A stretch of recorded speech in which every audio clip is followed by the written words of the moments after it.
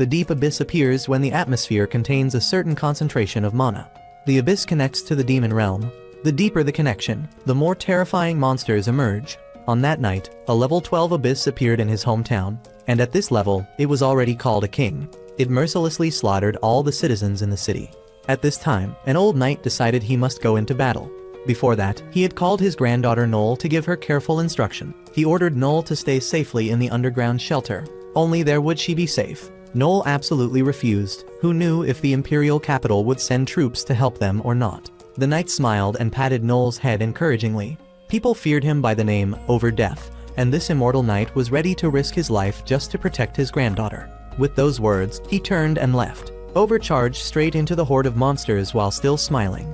Being a man, he would never allow others to look down on him, regardless of the circumstances. The battle between the two sides was fierce. Explosions thundered through the sky, while Noel could only sit in the shelter, holding her head in fear. When the loud noises finally stopped, the little girl dared to venture out of the shelter to look for her grandfather. Monster corpses were everywhere, and Over lay in the middle of a mountain of their bodies. Although severely wounded, he was still alive. Noel burst into tears and hurriedly ran to help her grandfather up. Over looked at Noel tenderly and uttered, "No one can escape age. Once you take up weapons to fight, death will always be by your side." Once again, he had to ask Noel, now that she had witnessed these things, whether she still was determined to follow his path. Noel gritted her teeth and swore to him that she would become the strongest seeker on this continent. With that, he was at peace and took his last breath in Noel's arms. His real name was Stolen, the strongest seeker on the continent. Years ago, he had single-handedly slain a level 13 abyss, earning the nickname Immortal Devil. 2 years had passed since that event ended. Noel had kept her promise to her grandfather and had now become a seeker. Noel's battle took place in a cave. Noel ordered Lloyd and Walter to confront the monster, while Tanya provided support from behind. As the monster charged forward, Tanya immediately cast a light spell, blinding it and forcing it to retreat. Walter and Lloyd seized the opportunity to finish it off immediately. Noel just stood with her arms folded, smiling. The Talksmith was the weakest profession, which was also the profession Noel had received. The monsters they had just faced were vampires, but they were only a low-level type, so they couldn't use magic. In exchange, their queen had powerful reproductive magic, allowing her to produce as many soldiers as she wanted. While thinking, a vampire that wasn't completely dead jumped at Noel, trying to attack her. Fortunately, Tanya noticed in time and saved her life. Afterward, the group continued deeper into the cave. As they walked, Walter complained that killing these low-level vampires was a waste of time. He thought it would be faster to find and kill the queen directly. When the queen died, these vampires would be like headless snakes. Noel immediately refused. Their commission was beyond level C, and to increase the team's survival rate, Noel had come up with this safe and reliable plan.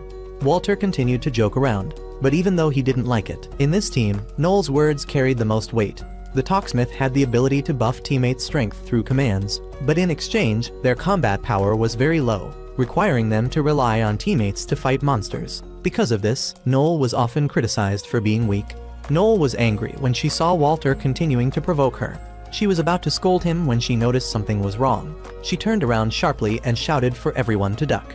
The vampire queen attacked them from the ceiling, spewing a toxic mist that separated the team from Noel. Noel was surrounded by the toxic mist and couldn't move. Lloyd and Walter were about to rush to save Noel when the vampire queen jumped down to attack them. The two worked together to fight, but couldn't inflict any damage on it. Without Noel's buff, they couldn't defeat this creature. Walter shouted loudly, asking if Noel was okay. Noel now remembered her grandfather and the criticisms of her weakness, which made her very annoyed. She couldn't let anyone look down on her. Noel took a gun from her bag and shot to disperse the toxic mist. Then came the Talksmith's buff skills. First, buffing all team members' strength by 25%. Then buffing endurance and magic power by 25% as well. After enhancing the whole team, Noel jumped behind Tanya and started deploying everyone to fight. Tanya would still stand back using a shield buff to protect Walter and Lloyd as they fought. Suddenly, Tanya noticed there was an ambush above their heads, which made her a bit scared. Noel quickly buffed Tanya's mental strength so she could continue supporting Walter's group. Noel could handle these low-level vampires herself. The vampires swooped down to attack Noel. Noel shouted loudly, causing them all to be stunned. The gun Noel held in her hand was the magic gun Silver, the only weapon that a Talksmith like her could use for self-defense. Noel fired a shot that froze the vampires, but one escaped and was charging towards her. Nevertheless, Noel remained very calm as she calculated the timing. She had 1 bullet left and a full 28 seconds before the monster could attack her. Noel smiled. That was enough time. Instead of shooting the low-level vampire, Noel turned to shoot the queen, creating an opportunity for Walter and Lloyd to launch a combined attack that finished it off immediately. Before the low-level vampire's claws could reach her, the queen died and had stopped functioning. Afterward, the whole team criticized Noel for her overly risky plan. Noel didn't care. At that moment, she only remembered her grandfather. When she was young, she had cried a lot because of the talksmith profession. Seeing this, her grandfather just laughed loudly and encouraged her. There was one point where Noel was very similar to her mother. She was a crybaby. The difference was that Noel had the talent of a natural-born seeker, which is why her grandfather promised to train her to become the strongest seeker. And now, Noel was still moving toward that goal. She would become the strongest seeker, surpassing even her grandfather, even if her profession was a talksmith. After completing the extermination mission, the group headed back to the imperial capital, Ytrai. They had a celebratory feast for this mission. A bit about Noel's team: warrior Walter, healer Tanya, and swordsman Lloyd. After turning 15, Noel had made her way to the imperial capital Ytrai and found these teammates. The team had been operating smoothly for a year now, and this was the first step for Noel to fulfill her dream. In the middle of the feast, Noel didn't seem happy at all. So Walter teased her, noting that earlier he had seen Noel haggling over every penny with the mission giver, which confused Walter a bit, and he advised her that as a seeker, she should be more generous. Immediately, Noel glared at Walter, because her grandfather had taught her that as a seeker, one must be obsessed with money. With money, one could buy the best equipment. Without money, one couldn't reach the top. At this point, Tanya spoke up to help Noel, but Walter kept pushing, demanding that Noel give up her money-grubbing habit, or the whole team would get a bad reputation. Noel didn't care and retorted back at Walter, which made Walter very angry. The two argued loudly in the restaurant and almost fought, with Lloyd having to step in to stop them. After the feast, they all went to collect their reward.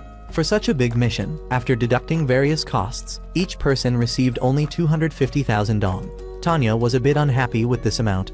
Lloyd held her hand to comfort her, saying it was okay, they would take on more missions like this and would make money again. But Noel didn't want to take on more missions like this.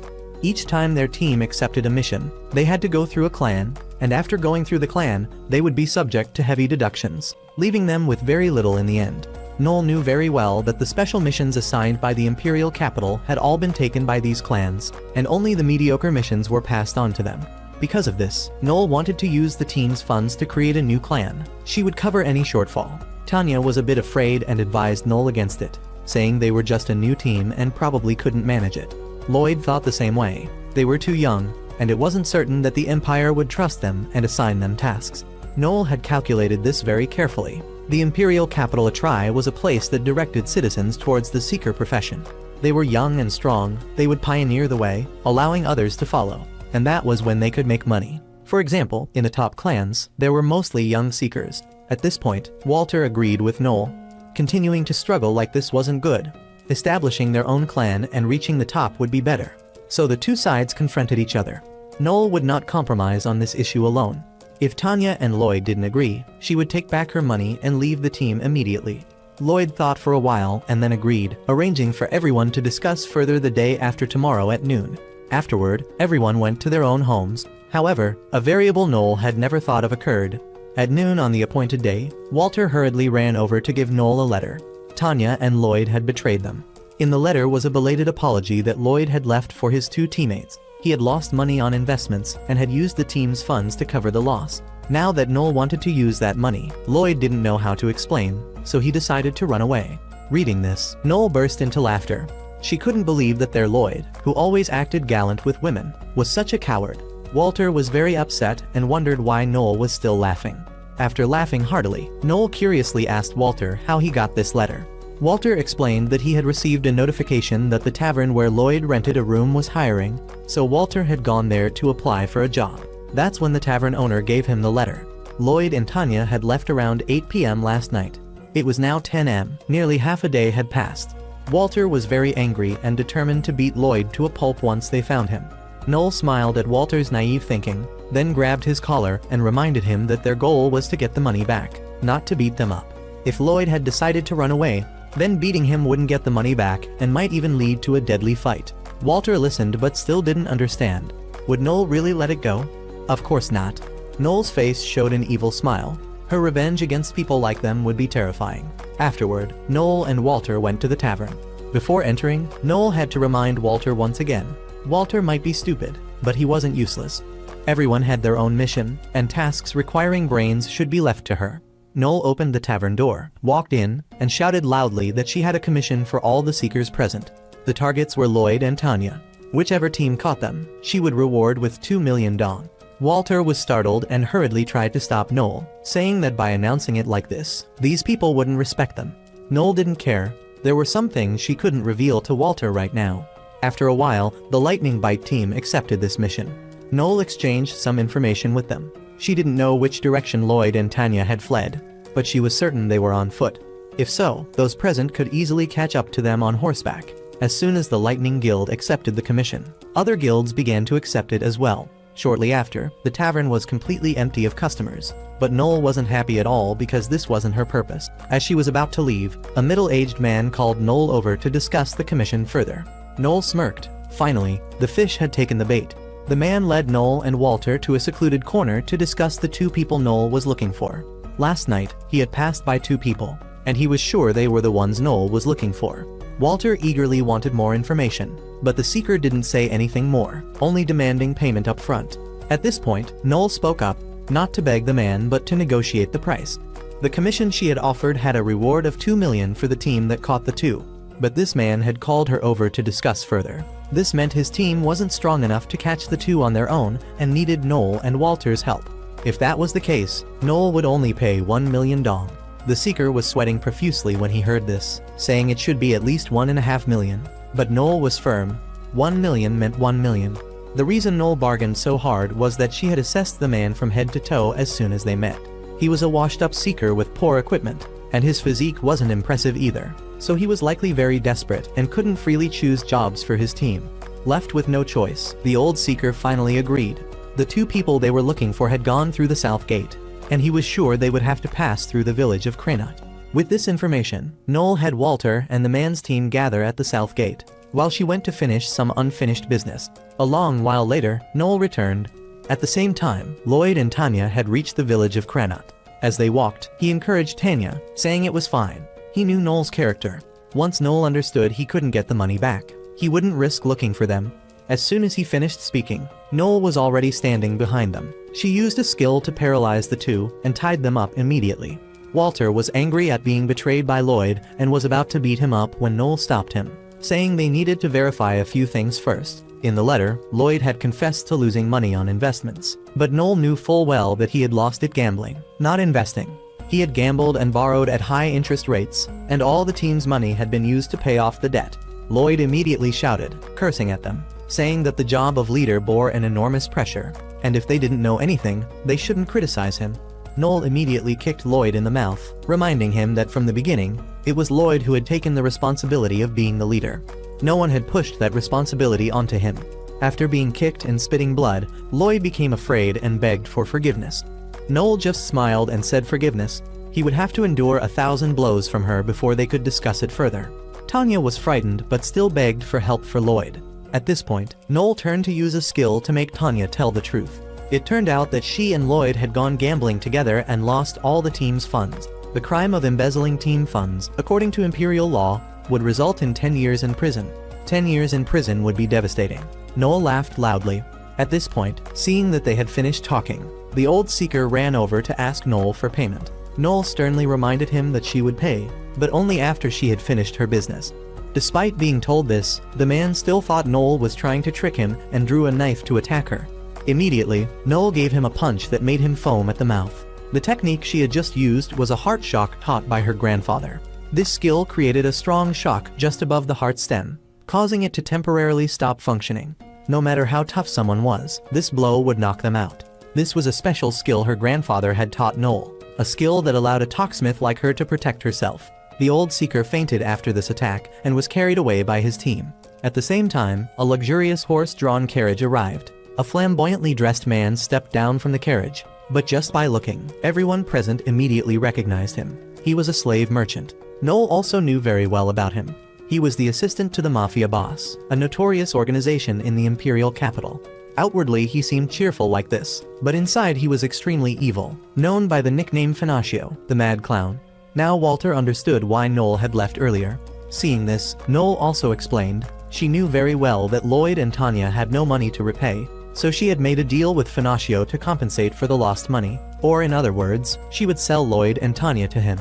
Tanya heard this and broke out in a cold sweat, disagreeing, but at this point, she had no right to decide. Option 1 was to follow Finaccio as a slave.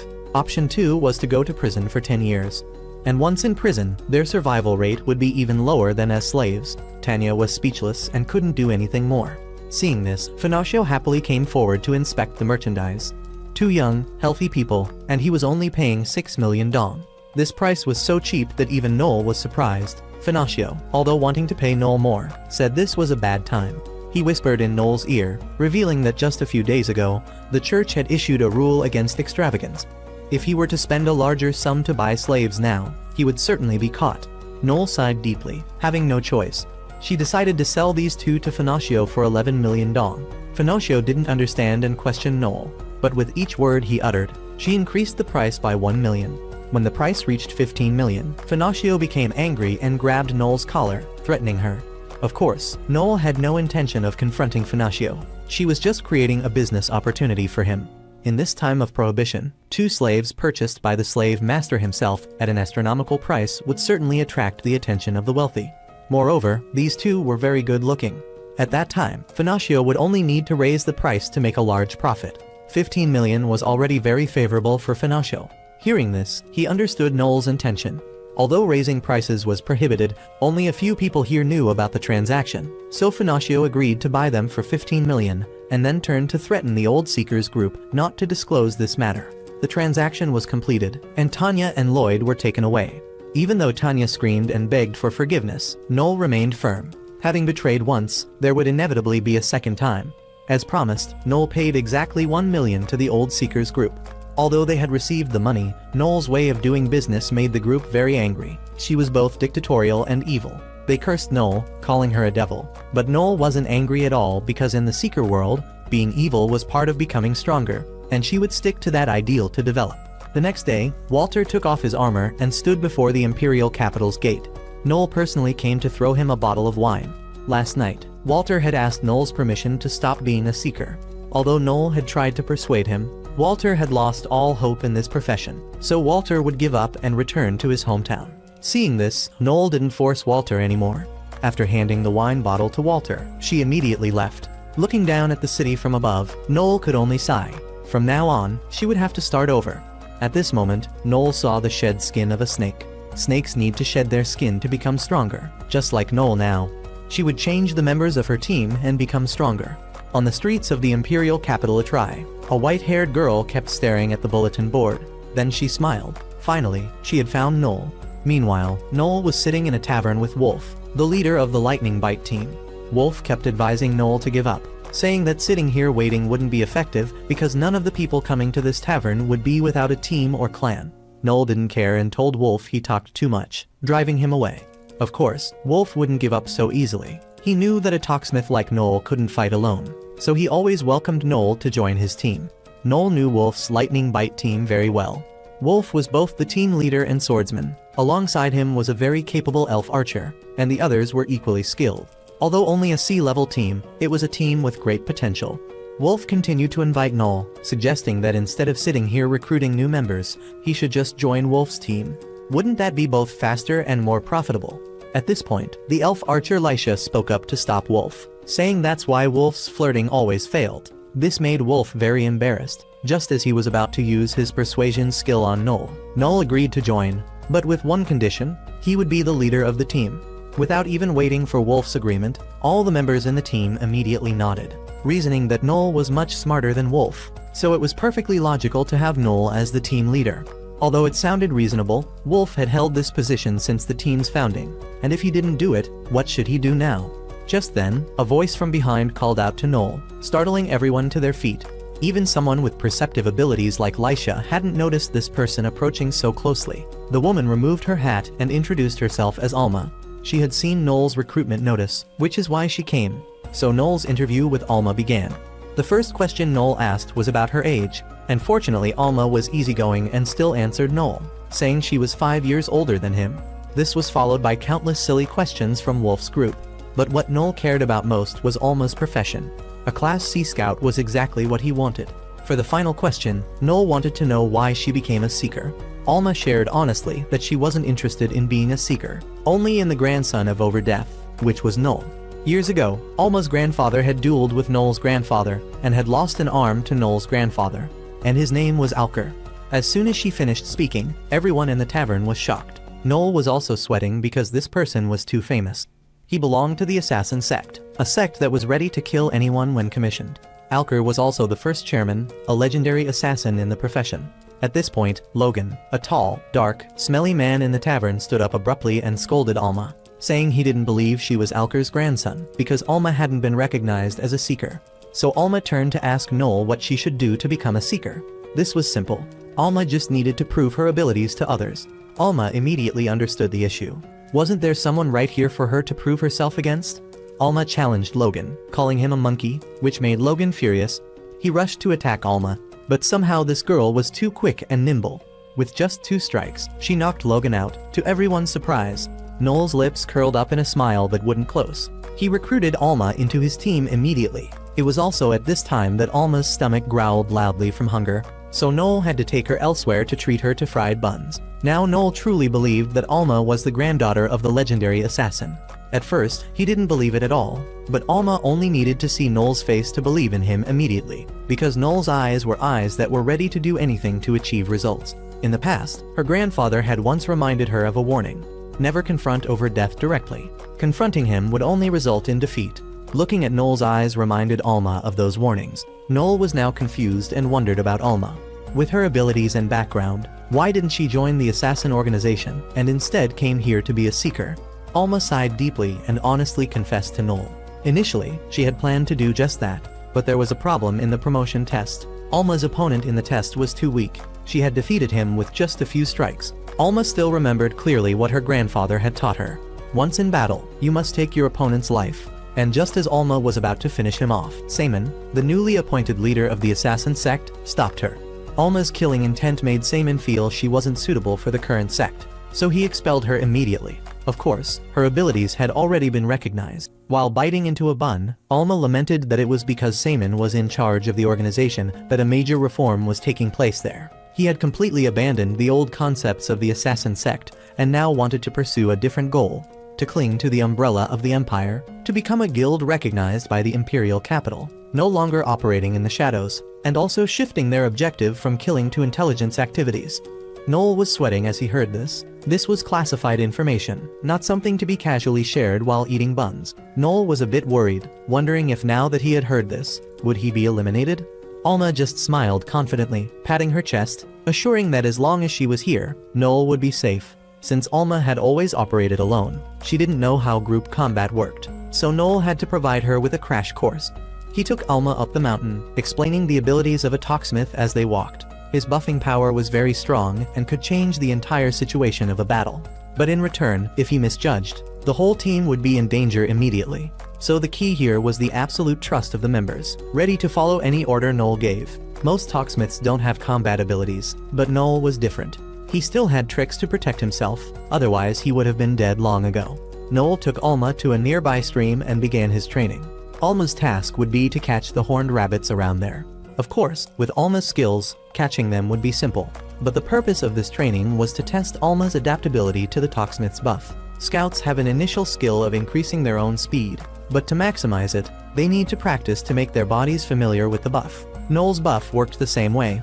His old team took a whole month to get used to this type of buff. Based on Alma's performance, Noel would plan the next actions. Alma received the order and got to work immediately. She used her observation skill to detect a total of 13 horned rabbits within a 200-meter radius. Noel assigned her the task of catching just one and bringing it back within 10 seconds to pass the test.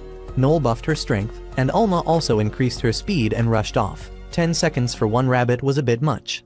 Alma only needed 8 seconds to catch all 13 and bring them back to Noel, which made him break out in a sweat. This level of skill must be innate. No one could adapt so quickly. So the evaluation test was completed. and Alma scored perfectly. Next, Noel would assign Alma her first mission to work with him. From his pocket, he pulled out a commission sent from the village of Mint. Lately, bandits had appeared there, and the first mission of the new team would be to hunt them down.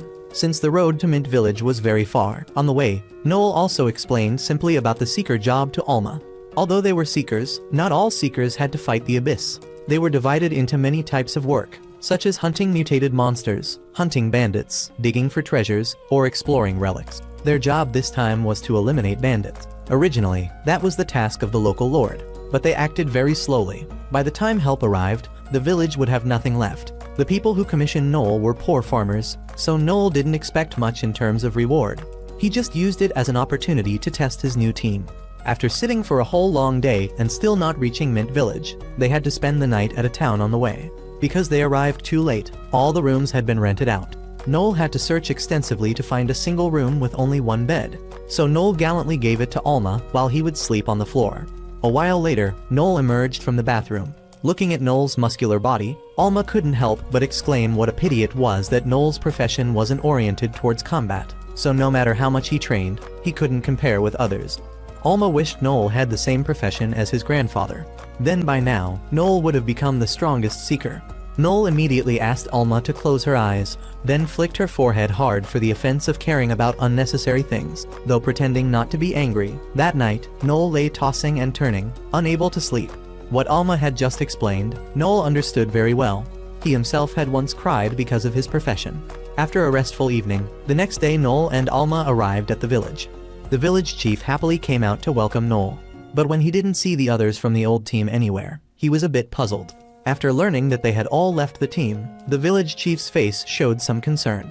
Noel knew this already and quickly reassured him that currently his team only consisted of himself and Alma, but he would still complete the task of eliminating the bandits today.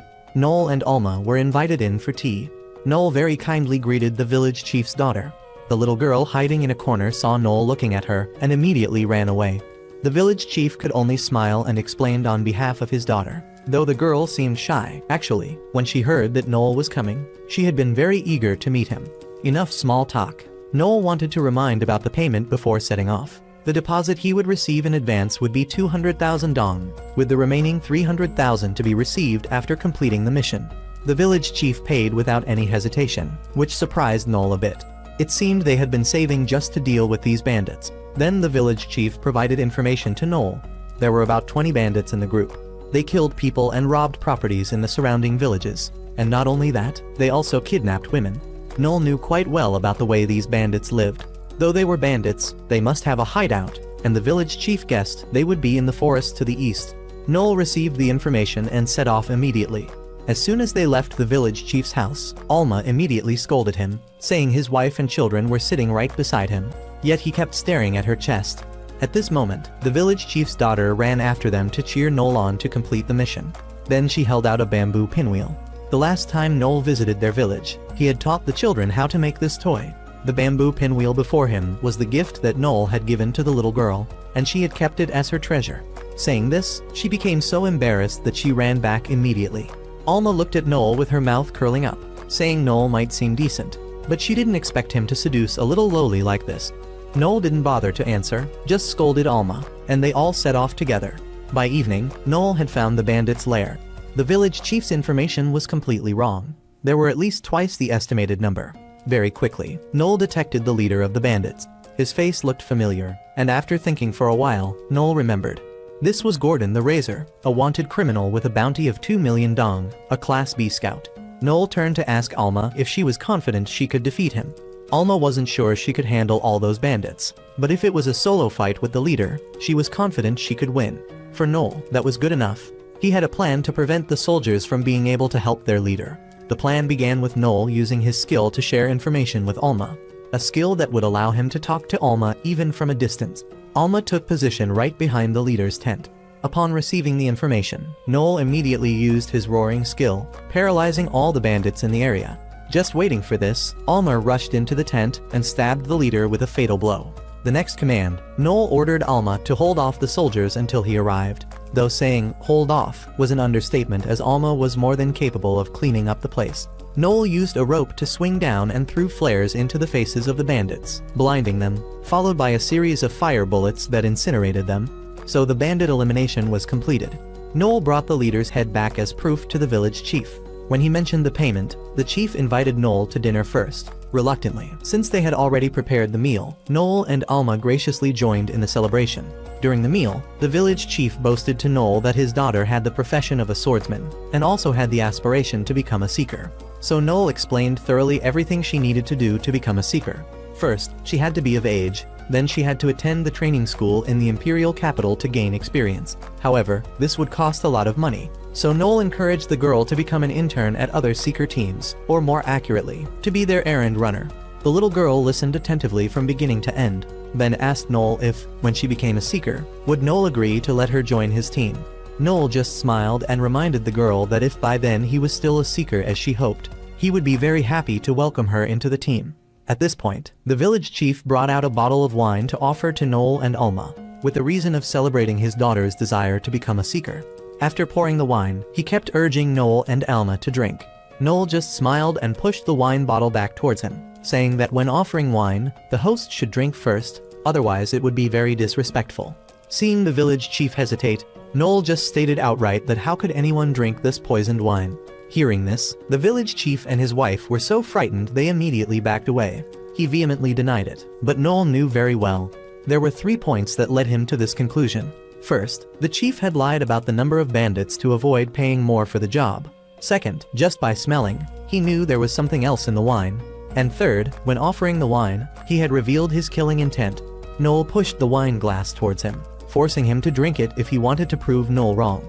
At this point, the village chief knocked the wine glass away, then immediately scolded Noel for falsely accusing him and drove him out of the house. Noel didn't bother with formalities anymore and immediately used his skill to make the chief confess the truth. This man had planned beforehand to assassinate Noel and Alma here to steal all their money and equipment. From his own mouth, he had confessed the truth, so Noel rushed forward and gouged out his left eye. Not just the left eye. Having targeted Noel, he should be prepared to be tortured slowly. Now the man became frightened and cried, begging Noel for forgiveness. He said he did it only to save his family.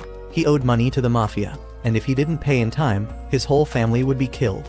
Noel didn't care and was preparing to gouge out his other eye when the chief's daughter brought out all their possessions, begging Noel to spare her father's life. Noel took the money and told Alma to leave, ignoring how the little girl gritted her teeth and cursed Noel as a devil. On the way, while Noel's face remained expressionless, Alma spoke up to tease him, asking if making a girl who once admired him turn like that didn't make Noel feel guilty. Of course, Noel's answer was no. In this seeker world, if you want to live, you have to be evil and endure similar things. Just then, a gigantic airship flew past in front of them. Noel recognized it immediately as the airship of the 3-star Regalia Guild, one of the 7 guilds recognized by the Emperor as powerful.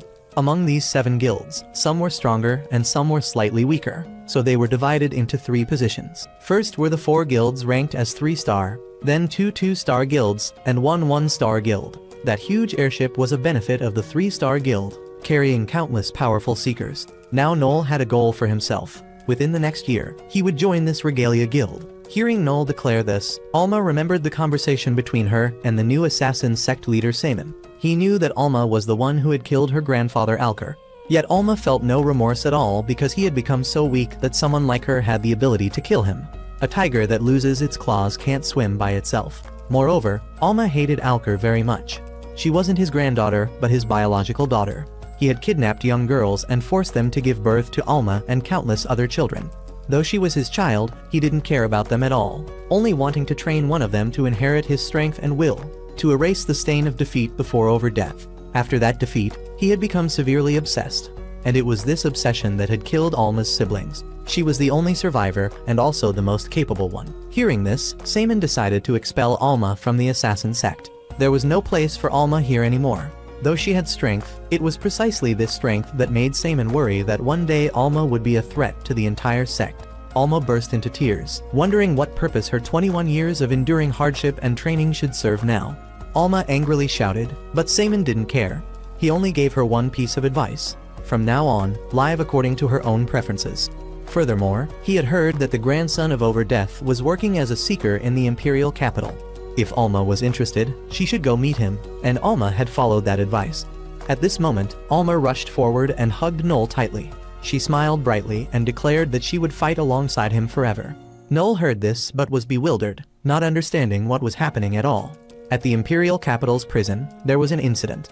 An intruder illegally entered the prison, knocked out an officer, dragged him into the bathroom to hide, and then transformed into his appearance. The transformation was so perfect that even colleagues couldn't detect anything unusual. He then approached a cell containing a notorious murderer, the puppet knight Hugo.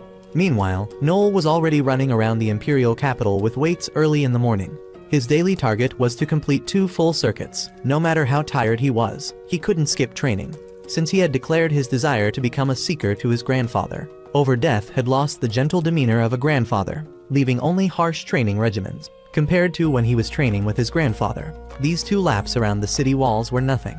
After training, Noel returned to his lodging to bathe.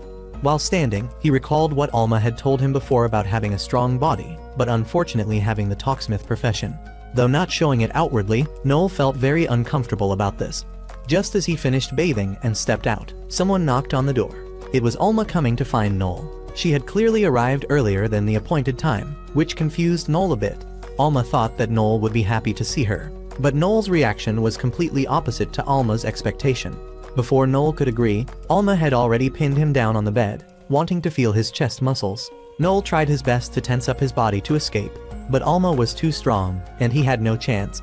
The more Alma looked at Noel, the cuter she found him, and she wanted to kiss him. Of course, Noel wouldn't allow that to happen. He shouted loudly and headbutted Alma. Afterward, they both set out to start the new day. As they walked, Alma complained that despite being the older sister, how could a man be so rough with a woman? That principle applied to others, but with Noel, he didn't distinguish between men and women and treated everyone the same.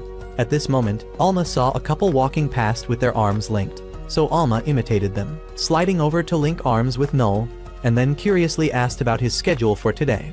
Noel thought for a moment and decided to go to the Seeker Assessment Guild. This was a special profession that one had from birth, but such people couldn't level up like others.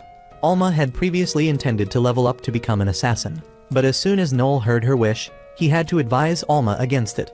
Indeed, when Alma leveled up to become an assassin, her combat power would increase dramatically, but it was also necessary to consider whether it would be suitable for future teammates. According to Noel's plan, he wanted to have at least one more teammate. Otherwise, with just him and Alma going to conquer the Abyss, it would be very dangerous.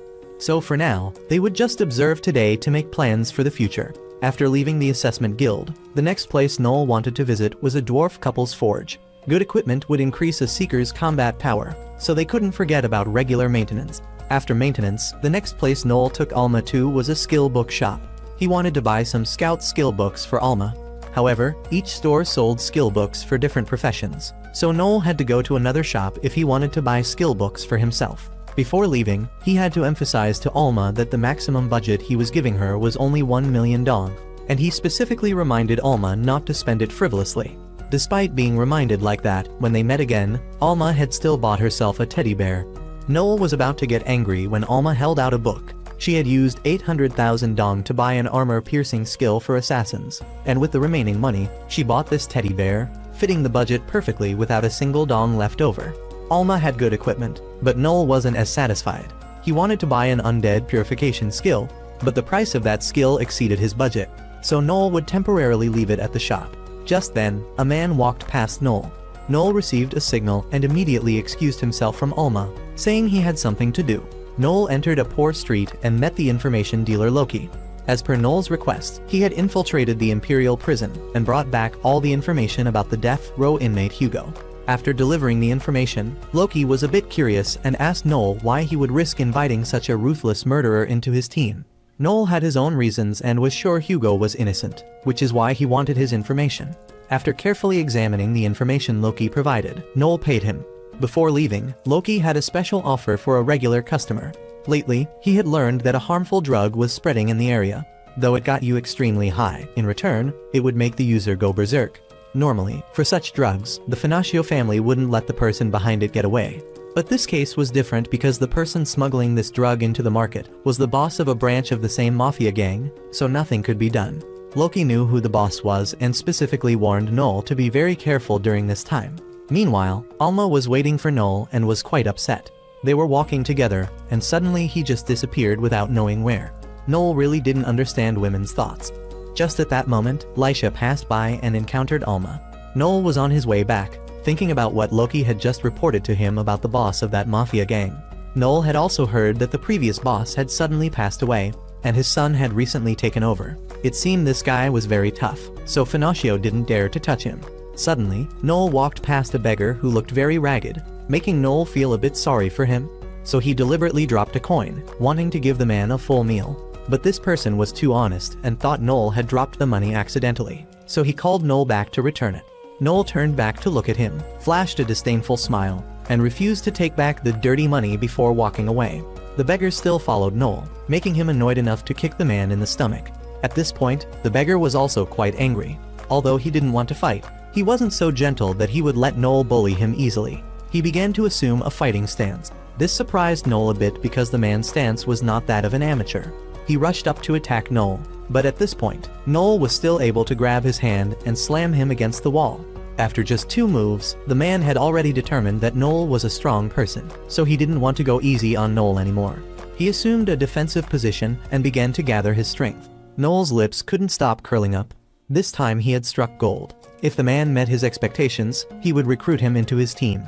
Noel also drew his knife, ready to fight, when at that moment, a dwarf appeared and continuously scolded the beggar. Meanwhile, Lisha was sitting listening to Alma's complaints.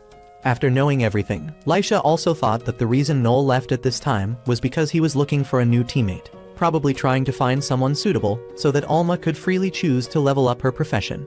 The dwarf man scolded the beggar, and even though he tried to apologize, the man didn't care. He used the ring on his hand to emit an electric current that caused the beggar to pass out immediately from pain. Just by looking, Noel knew immediately that this was a slave ring, and it seemed this guy was the owner of the beggar. After dealing with the beggar, the dwarf turned his attention to Noel. He even mistook Noel for a girl and had perverted intentions toward him. Of course, he would get a beating from Noel. Noel bent down and pressed a gun against his throat, threatening him to confess everything. This guy came from a southern town, from a family that controlled an underground arena. Due to embezzling funds, he had to flee to the imperial capital. Hearing this, Noel understood the man's problem. It seemed that Koga was someone this guy had bought and used to fight in the underground arena, and from there joined an organization in this imperial capital. Only in this way would he no longer be hunted by his old family. Noel put the gun in the guy's mouth and began to calculate. This guy was being hunted, so dying here probably wouldn't be a problem. If he died, then that guy over there would belong to Noel. Meanwhile, after learning that Noel wanted to find another teammate, Alma didn't seem happy at all. For her, Noel only needed one teammate, which was her alone, and as for new people, she would kill anyone who joined. On Noel's side, he had fired a shot but didn't kill the dwarf. Noel wasn't that cruel and gave him 10 seconds to get out of his sight. The dwarf was so scared that he kicked Koga in the stomach to wake him up and go with him. And he really got up and ran after him, which disappointed Noel greatly. If he were a man, Koga could completely kill his cruel master and regain his freedom. What Noel needed was a brave wolf, not a guard dog like him. Afterward, Noel returned, and as soon as Lisha saw him, she reproached him for leaving Alma in the middle of their date. Alma looked at Noel with bullet eyes. Left with no choice, he had to treat the two of them to tea. While drinking, Noel asked Lisha if she knew about the dangerous drug that had been around lately. Looking at Lisha's blank face, it was clear she didn't know. So Noel kindly reminded Lisha to go back and inform Wolf, telling him to be careful during this time. It was the first time Noel had shown concern for another team, which surprised Lisha very much. But she also had an appointment, so she excused herself and left first, promising Alma that next time she would take her to a cafe much better than this place, going as friends, not colleagues. Hearing this, Alma was very happy and immediately accepted Lisha as her close friend. Lisha turned to look at Noel. Of course, he was still cold and unwilling to accept. Watching Lisha leave, Noel began to think about that drug again. It was being spread, but very few people knew about it. He just hoped that this drug wouldn't cause big trouble for him. Meanwhile, the dwarf had taken Koga to a mafia gang to ask for help. Of all people, he went to the boss of the Gambino gang, a genuine madman.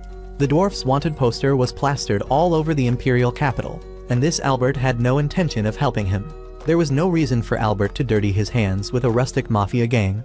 However, to make it more fun, he decided to turn the dwarf and Koga into stuffed animals. Hearing this, the dwarf was sweating profusely, thinking Albert was just threatening him.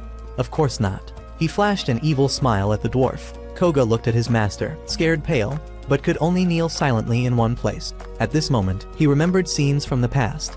Even though he had fled to a distant country, his fate here and at his old place wasn't any different, so he just had to accept his fate.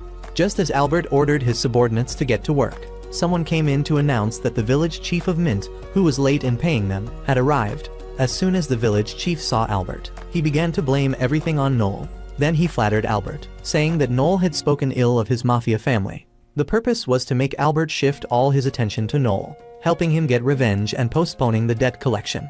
But Albert didn't care about that at all. No matter what was said, the fact that he was late with the money remained the truth, and Albert would never forgive someone who broke a promise.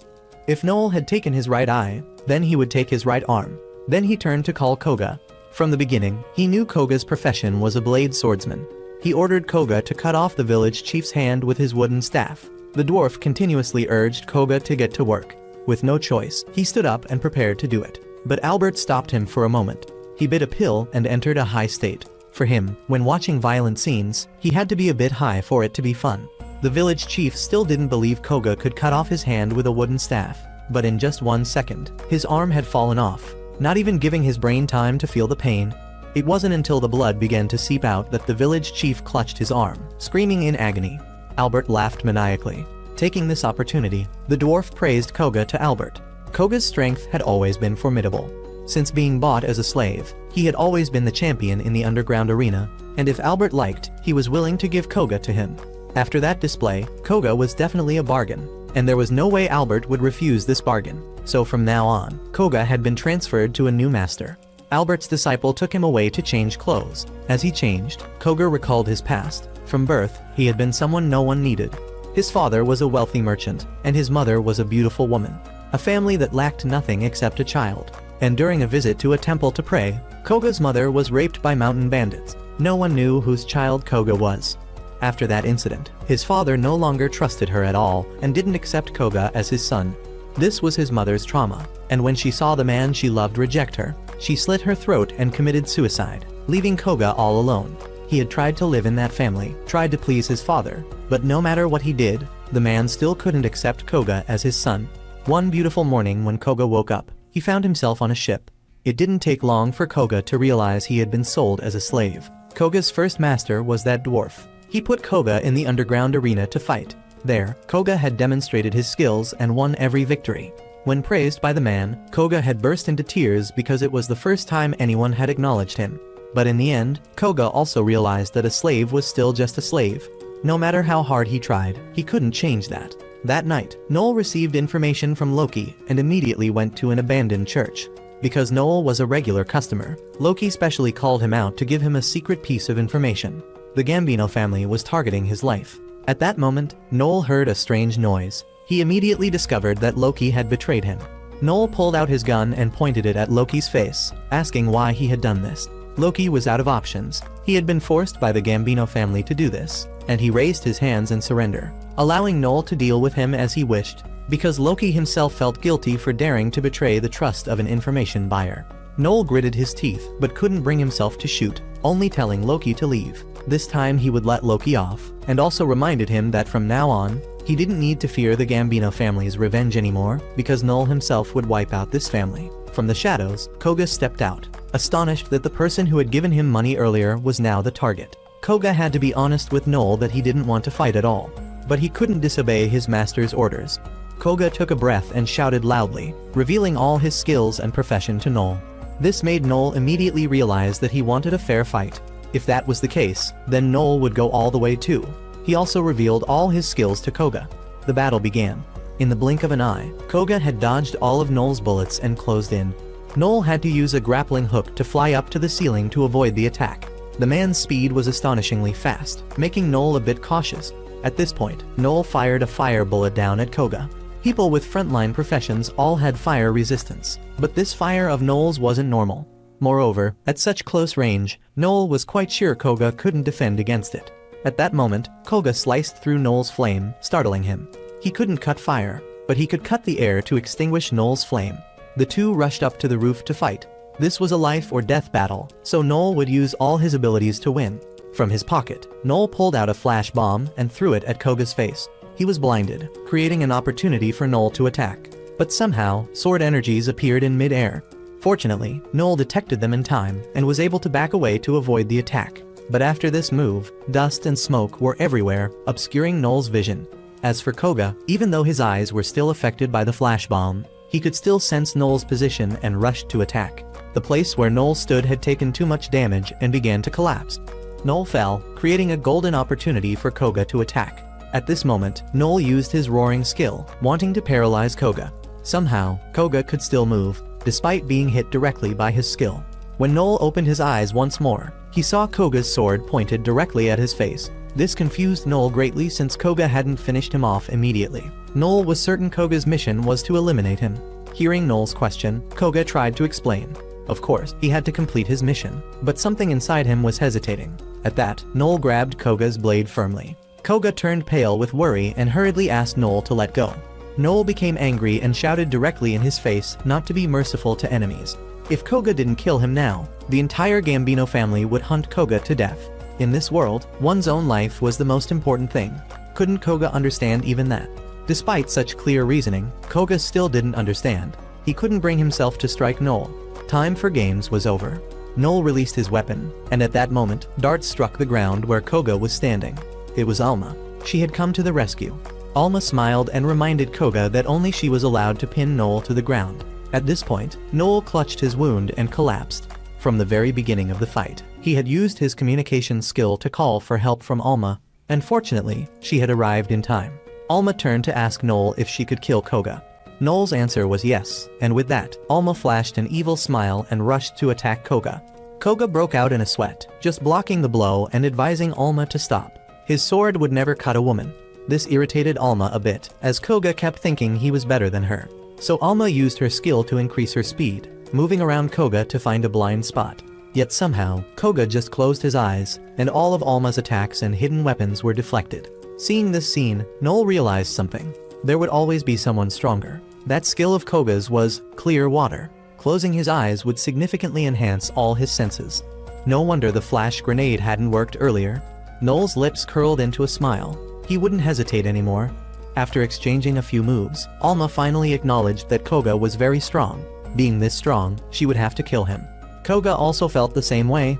After advising repeatedly with no effect, he would have to act. Just as both were preparing to deliver a killing blow, a flare was shot into the sky. It was Noel, ordering Alma to retreat immediately.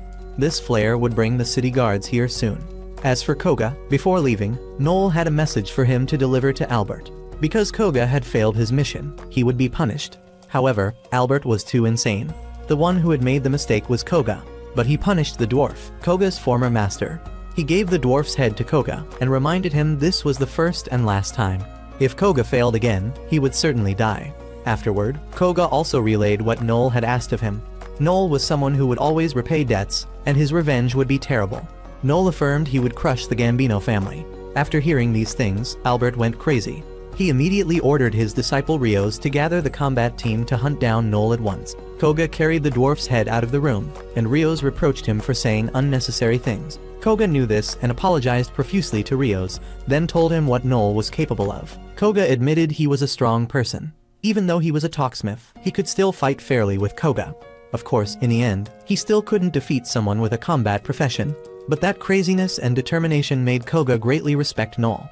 Hearing this, Rios just smiled and patted Koga's shoulder. It seemed Koga had already come to admire Noel's abilities and, sooner or later, would want to follow him.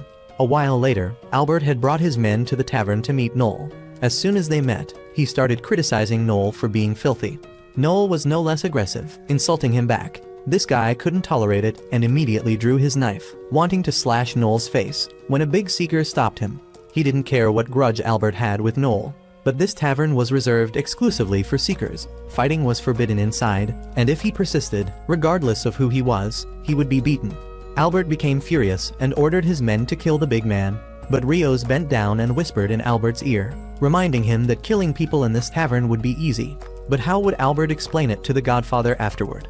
Moreover, they were being monitored for selling banned drugs. If they killed all the seekers here now, they would certainly die. However, Albert's orders were absolute. If he still insisted on killing, Rios would still follow. After hearing these things, Albert began to hesitate, and Noel laughed loudly, thinking he was so fierce, but in the end, he didn't dare confront the Godfather and the Empire. Then Noel pointed to the wine bottle on the table. Just now when Albert arrived, he had taken a sip of wine, and it seemed this was enough for him to be poisoned. Albert was scared, his eyes wide, not believing it, but looking into Noel's eyes, he fell to his knees and stuck his fingers in his throat, trying to vomit, and was hurriedly taken outside by his men to find a doctor. After Albert left, Rios smiled and complimented Noel. He picked up the wine bottle on the table and drank it all in one go. He had known all along there was no poison in it, but Noel's calmness had frightened Albert into running away. It was truly admirable, just as Koga had said. Rios placed a few coins on the table to pay for Noel's wine. Just this once, he would spare him and demanded that Noel leave the imperial capital immediately. Refusal meant immediate death. Noel stared at him and agreed. He led Alma out of the tavern. After leaving the imperial capital's gate, Alma laughed loudly, praising Noel. Everything had happened exactly as Noel had predicted. For Noel, this was just the beginning. For now, they would leave the imperial capital and return after a week. There were some things Noel needed to investigate. Exactly 1 week later, Noel and Alma returned, and Albert came out to meet him. At this point, he was very angry and ordered his men to capture Noel. But after waiting, no one would act. Noel burst into loud laughter. There was only one reason why the subordinates wouldn't obey his orders. He had lost his position as the leader of the Gambino gang. Everything had happened earlier that afternoon. Rios and his men had a private meeting without informing Albert. Rios's men were very tired of this. They had joined this world out of admiration for the will of the previous leader, not for the crazy Albert. At this moment, Noel appeared from behind them. He had left as Rios had requested, but now he returned because he had a gift for him. From Loki, Noel had obtained Albert's birth certificate, and he was not at all the son of the previous leader. Loki confirmed that the previous boss knew he wasn't his son, but perhaps due to still having feelings for Albert's mother, he had accepted him. After passing on this information, Loki was about to leave when Noel stopped him. He still wanted Loki to investigate one more thing, the death of the previous boss. Noel suspected that Albert had poisoned and killed him. Returning to the present, Noel's predictions had been completely accurate. That bastard Albert had conspired with the boss's doctor to kill him. The evidence was clear. Rios was furious, bending down to grab Albert's collar and lift him up, wanting to kill him with one move. But he was still the one whom the previous boss had named as his successor, and Rios couldn't ignore that. So Rios decided to give Albert one last chance to prove his leadership abilities. Rios pointed towards Noel and Alma. Albert was allowed to choose one of the people here to fight against those two. If Albert won, they would acknowledge him as a boss. As soon as he finished speaking, Finaccio appeared. His appearance made Albert turn pale with fear. Why was Finaccio here? He flashed a big smile, mocking him. Of course, it was to witness the duel with Noel. Finaccio was here because Noel had invited him. For Finaccio, who had always been waiting for an opportunity to crush the Gambino family, this opportunity that Noel gave him was truly wonderful. On Albert's side, he still didn't want to participate in the decisive battle. There was no reason for him to act like that. Finaccio angrily grabbed his face and shouted loudly that as a boss, he had only brought disgrace to the gang. This would be his last chance. If he complained anymore, he would certainly die. Being threatened directly made Albert afraid. He tremblingly asked what would happen if he won. As Rios had explained before, if he won, he would continue to be the boss. Moreover, Finaccio promised to speak for him before the Godfather, so he would no longer be pursued for the issue of selling fake drugs. Albert looked around and chose Koga to fight, exactly as Noel had predicted. Simply because Koga was bound by a slave contract and was the only one at this time who couldn't betray Albert. Alma smiled. If so, she could kill him now. Noel patted Alma's shoulder and pushed her back. He would face Koga in this battle. This was already the third time Noel had confronted Koga. Koga looked at Noel and broke out in a sweat, as Noel always revealed an extremely confident gaze, as if he had already secured victory. However, this made Koga very happy. He knew Noel had prepared a strategy. Let's see how Noel would fight him. Just waiting for Finaccio's signal, the two rushed into battle. Noel immediately fired an ice bullet, freezing the entire battle area. Albert watched with a smirk on his face. He was very confident he would win this match because, after all, Noel was a talksmith. How could he possibly defeat someone with a combat profession like Koga? Inside the ice ring, Koga and Noel exchanged moves continuously. At this point, Koga sheathed his sword, startling Noel. He immediately recognized that he was preparing to use the first flash technique, maximizing the speed of drawing his sword. If Noel entered Koga's attack range, he would die instantly. If he knew in advance, then it wasn't scary. Noel himself had also prepared his plan. Noel threw away his gun and revealed to Koga that his gun was out of bullets, so he would end the fight with the next move. Noel drew his sword and charged forward. Koga was very cautious. He knew for sure Noel had some plan ready and didn't act rashly. As soon as Noel entered his attack range, Koga swung a fatal sword strike. Somehow, Noel was too crazy, using his right hand to block Koga's attack, then knocking Koga's sword away. Koga was startled, hurriedly kicking Noel in the stomach and running to retrieve his sword. Then came a series of attacks that broke the ice arena. Noel was knocked outside, and Koga took advantage to pursue him, delivering a straight cut to Noel's chest. Although he had struck accurately, at this moment, Koga felt something was wrong. As expected, Noel had thrown a magazine in front of Koga. At this close range, Koga couldn't dodge anymore. The magazine exploded, beginning to freeze Koga's body. Just waiting for this, Noel rushed up and delivered a finishing kick. Koga was hit, coughing up blood and collapsing to the ground. In this moment, he remembered his painful past. From birth, he had been weak, never daring to oppose anyone.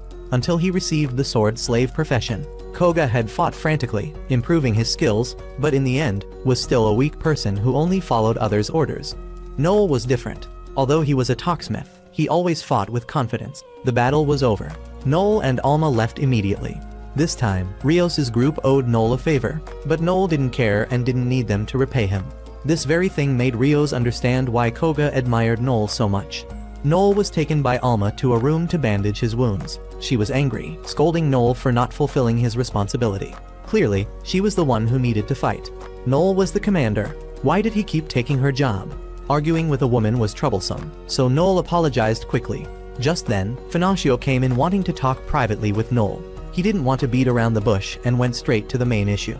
Finocchio invited Noel to join his mafia gang. If he did, Noel could immediately become the boss of the Gambino gang. The conditions were very favorable, but Noel still refused. He didn't want to work under anyone. Finocchio smiled and raised his hand, revealing to Noel what his profession was. Noel then realized that his heart had been in Finoccio's hand for who knows how long. This was a skill belonging to the scout group. The activation condition was when the opponent refused Finocchio twice, and Noel had just met that condition. At this point, Finocchio didn't want to play with Noel anymore. After witnessing everything, he was certain that, if not now, then in the future, Noel would definitely be a threat to his family. So he had to eliminate Noel while he was still in the egg. Once more, Finocchio had to ask Noel if he would agree to be a member of his family. Refuse and die. Despite being threatened like this, Noel wasn't afraid at all. Instead, he walked straight up to Finocchio and threatened him back. If possible, do it here and now. A person from a notorious mafia gang doing cowardly things like killing the weak. The moment Finocchio struck, Noel also declared that his family would fall into decline. Noel spread his arms and declared that in this world, the only one above him was himself. One day, he would definitely become the strongest seeker in the world. Noel's determination and resolute attitude made Finocchio a bit cautious. In the end, he withdrew his skill. Before leaving, he still had to remind Noel once more. He would remember what Noel had just declared. If one day Noel forgot it, Finocchio himself would come to hold him accountable. Finocchio and his men returned to the carriage. Albert was still waiting here for the verdict. At this point, he became afraid and begged Finocchio to save him. He agreed immediately, but would give Albert a new life, living with the pigs at his house. With those words, Albert was dragged away by Finoccio's men. The next morning, Koga brought the ring and slave certificate to Noel. From now on, Noel would be his new master. Noel sighed deeply and refused. Noel let Koga know his goal was to become the strongest seeker in this empire. To do that, he needed a brave wolf. Not a dog that always had to look at its master's face to act. Noel returned the slave certificate to Koga, declaring that from now on, Koga was free. Koga smiled and bowed his head. How ironic that he had always wished for freedom, and now that the wish had come true, he didn't know what to do. So with determination, Koga asked Noel to join his team. If Noel needed a brave wolf, then Koga swore by all his remaining dignity that he would fight alongside him to the end. And so Noel's team welcomed a new member. The training of the three began right after. Each person had their own position. With Koga on the team, breaking through the enemy's front line was much easier. Even if they defended, with Alma's armor-breaking skill to assist, Koga could still easily penetrate through their defensive line. At that moment, Noel used his roaring skill, forcing all the monsters to be paralyzed, then gave Koga the opportunity to finish off the monster leader. After the battle, Koga and Alma argued again. As Alma kept taking Koga's tasks, Noel stepped forward to remind the two of them to adjust their formation. There were a few things he needed to convey after this battle. With Koga's contribution, Noel was confident enough to establish a clan. Seeing that Koga and Alma didn't understand what a clan was, Noel had to explain it to them once more. At this point, Koga noticed a symbol on Noel's hand. Alma immediately recognized it as the promotion symbol. Noel had enough strength and level to rank up from Class C to Class B. For Noel, this would be a big step forward. As planned, in the next year, Noel would, at all costs, lead his clan to enter the ranks of the 7-star clans of the Atrai Empire. The next day, Noel's vineyard had an unexpected visitor. Before meeting that person, Noel had ordered his servants to bribe this visitor a little, as it would make conversation easier. An old man appeared right behind Noel, introducing himself as Harold, the supervisor of Seekers.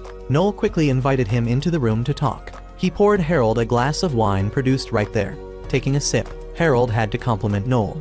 Even though Noel had just taken responsibility for this production facility, he already had the talent to direct the servants to work very well. Noel just smiled in response, then wondered about Harold's appearance here. Clearly, he had already testified about everything that had happened in his hometown. From his pocket, Harold pulled out a photo.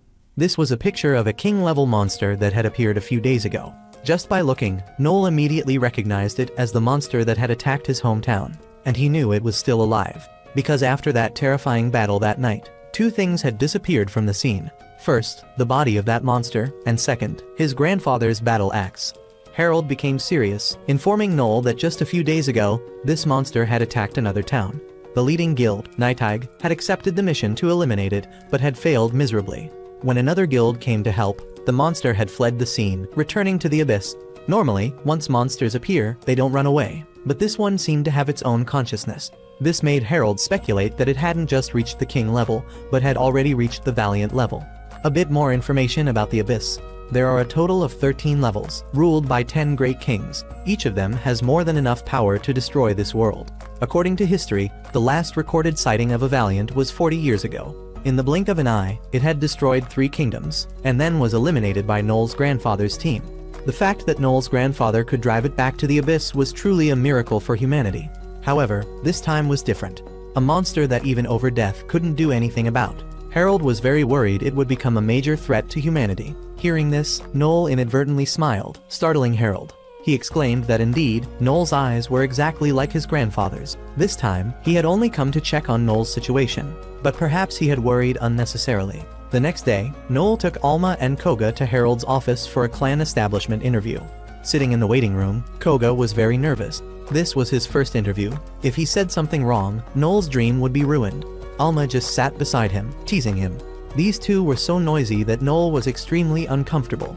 A while later, Harold appeared and began interviewing them. Everything necessary to establish a clan, Noel had prepared fully, but Harold still had to reject this proposal. He was also straightforward in sharing with them that currently, the imperial capital had new regulations. They needed people who were truly strong to establish clans, not just those who barely met the conditions, like Noel's group. Noel wanted to hear more, so Harold reminded them that what he was about to share was a state secret, hoping they wouldn't breathe a word of it outside. It was about a western region of the kingdom. They had discovered a massive mana flow there, flowing rapidly deep underground, and in just one more year, at that place, a Valiant-level disaster could potentially appear. Koga heard this and turned pale with fear. They already knew in advance. Couldn't they find a way to prevent it? Harold's answer was no. Mana flows underground like blood vessels in the human body. Just a slight impact would cause it to explode. Alma spoke up at this point, asking if they couldn't prevent it. Did they have a chance to win? In the past, Harold had witnessed with his own eyes the battle of over death against the Valiant. Thanks to his achievements, the imperial capital had prospered until today. When the next Valiant appears, all the Regalia guilds will have to participate in the battle. This will be a full-force battle, and even so, he couldn't affirm they would win. That's why the imperial capital currently needs a great source of power, not having time to nurture newcomers like Noel's group. Hearing this, Noel understood. Harold's words were very reasonable. He would withdraw his application to create a clan, but only temporarily. On the way back, Koga kept asking Noel if he really intended to give up so easily. This was clearly his dream. Of course, Noel had no such intention. On the contrary, the appearance of the Valiant was his opportunity. Noel pulled the other two into an alley to enlighten them. In reality, a Valiant-level monster is a disaster for humanity. But the fact that his grandfather could eliminate it is what allowed the imperial capital to develop until today. The device created from the heart of that Valiant provides energy for the entire imperial capital.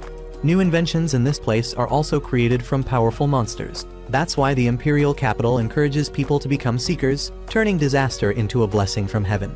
That's what seekers truly are. In 1 year, the disastrous Valiant monster will appear. So Noel needed to adjust his plan a bit. Previously, he had planned to use the next year to become a Regalia guild, but now he would reduce his target time. Noel divided it into 2 phases. The first 6 months would focus on consolidating the team's strength to meet the criteria for establishing a clan, and the remaining 6 months would find a way to join Regalia.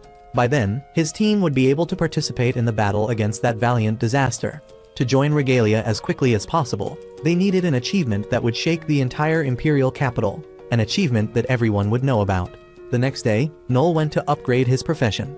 From a talksmith, he upgraded to becoming a strategist, a sub-branch of his profession, helping Noel analyze situations in real time without having to plan in advance. As soon as he walked out of the assessment guild, Noel encountered Sieg, the deputy leader of the Black Dragon team. He was surrounded by countless girls praising his recent achievements. Seeing Noel, Sieg immediately ran over to greet him. In this Imperial capital, there were 3 seekers who had reached the X level. First was the leader of the 100 Demons Night Walker, Rio. Next was the leader of the Mighty Dragon team, Victor. And finally, Sieg, the deputy leader of the Mighty Dragon team. He didn't beat around the bush and went straight to the point. After hearing about Noel's achievement of defeating the Gambino gang, Sieg was very interested in Noel and wanted to invite him to join his Mighty Dragon team. Without needing to hear more, Noel directly refused. Sieg grabbed the hilt of his sword and threatened Noel. Seeing this, Noel remained very calm and provocatively taunted him. He didn't want to serve under anyone, but if it was mandatory, he would serve the strongest person. There were 3 strongest seekers in the Imperial capital. Victor was already old, so only Rio and Sieg were on par with each other. If Sieg wanted him to serve him, he had to prove he was the stronger one. With those words, Noel immediately left. Just then, 2 seeker guys recognized Sieg. They called Sieg the second strongest person in the Imperial capital, which made Sieg very hot-blooded. Because he and Rio had never actually had a duel, but somehow everyone thought Rio was superior to him. Noel pretended to leave but actually hid in a corner, hearing everything. Now he had grasped the weakness of this Sieg. Meanwhile, deep in the forest, Alma and Lisha were having a practice duel. After several matches, Lisha was still the victor. She advised Alma that she really wasn't suited for the front line at all. At this moment, another girl came to greet Alma. It was Ophelia, a sister from the same hometown as Lisha. Conveniently, Lisha also introduced Alma to her. Ophelia didn't come alone. She also brought her team along. Seeing Lisha so enthusiastic, she also introduced them to Alma. Her team had only 4 people, but each was very strong and reliable. Then Ophelia turned to remind Lisha to be careful with the seeker named Noel. She had heard Noel was a very scary person, selling his own teammates as slaves and associating with mafia. Ophelia kept badmouthing him without knowing that Alma was Noel's teammate. At this point, Leon, the team leader, spoke up to stop Ophelia. He didn't like Ophelia judging people by their appearance like that. After all, they hadn't met Noel yet, so there was no need to condemn him like that. After their group left, Lisha turned to apologize to Alma. Alma wasn't upset because everything Sister Ophelia said was true. That night, Noel again met with Loki to get information. This time, Noel needed a complete list of all Class B seekers in the city. Noel's attention was directed solely at Leon and his team. The achievements and abilities of this team made them considered the top Class B team in the Empire. So Noel had a new goal for himself. Everyone has weaknesses, and when those weaknesses are exposed, smiles fade and cracks gradually form. Noel revealed a sinister smile, making Loki a bit worried. It seemed Noel was preparing to implement some crazy plan again. In the Imperial prison, the puppet knight Hugo was sitting curled up silently in his room when a prison guard came to call him out. Someone needed to see Hugo. It was Noel. Seeing Noel, Hugo didn't seem surprised because Noel had been there many times. Noel had already expressed his purpose to Hugo. Because he was controlled by the killing demon inside him, he had committed many terrible acts and was currently in prison awaiting execution. Noel didn't want Hugo to die at all. On the contrary, he wanted to rescue Hugo from here and have him become his teammate. The reason Noel went to such lengths was that Hugo had a very rare profession. As a production type, Hugo could control numerous puppet soldier states. Moreover, he was a seeker considered a genius. His adaptability and strength were all perfect. But because of these strengths, Hugo had always been a lone wolf without teammates. Tired of this way of life, Hugo had abandoned his seeker identity and switched to living as a puppet artist. Although he still achieved success in life, who knows what lies ahead. Returning to the present, Hugo still adamantly refused Noel's offer. Noel just smiled and snapped his fingers, and immediately, the prison guard, obedient as a dog, brought tea to Noel. He hadn't threatened him, but just knew his weakness. In front of Hugo, Noel affirmed that all the guards in this prison were under his control, and Noel was planning step by step to release Hugo. Saying this, Noel stood up and reminded Hugo once more. People called him a venomous snake who would stop at nothing to achieve his goals. This time was no different. Noel firmly stated that he would definitely rescue Hugo from this prison and make him his teammate. That evening, Noel took everyone to a new tavern. This tavern was exclusively for Class B seekers and above, so Koga was a bit worried, but Noel confidently walked in. Immediately, a big guy appeared wanting to bully Noel, but there was no way Noel would let him have his way. He had already reviewed all the information of the rank B seekers in this imperial capital. Even their secrets were in the palm of his hand. Edgar, this guy, was about to have a child, so Noel used it as an excuse to threaten him back. If he wanted to play the game of big fish eating small fish with him, that was fine, but he hoped he would be prepared to face the consequences. Being held by his weakness, Edgar became too afraid to do anything more.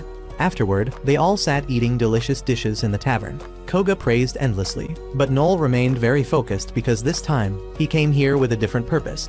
Just as he thought about it, his target appeared. Noel aimed directly at Leon's group. Of course, Ophelia also appeared with them. Having met Alma once before, Ophelia quickly recognized her and ran over to greet her. Noel used his communication skill to ask Alma and then learned some interesting information. Alma gently reminded Noel that Ophelia didn't have good thoughts about him, so Noel needed to be careful. But Noel didn't care. Not having good thoughts about him was even better because this time, Noel's purpose was to cause trouble. When Ophelia asked about the two people sitting beside her, Alma, following Noel's order, introduced them to her right away. Just hearing the name Noel once, she began spewing contemptuous words, unable to believe that Noel dared to sell his teammates to the mafia. Noel also taunted her back, making Ophelia angry and wanting to hit him. Koga appeared to stop her. No matter what, Noel was still the leader of the group, so Ophelia couldn't just do whatever she wanted. At this moment, Leon appeared. Seeing Ophelia causing trouble, he immediately bowed his head to apologize to Noel. Noel just smiled and reminded Leon that as the owner of a group, he should control his dog better, to prevent it from biting people indiscriminately.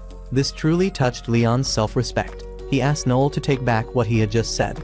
Even though Ophelia had acted inappropriately towards Noel, he shouldn't scold her so harshly.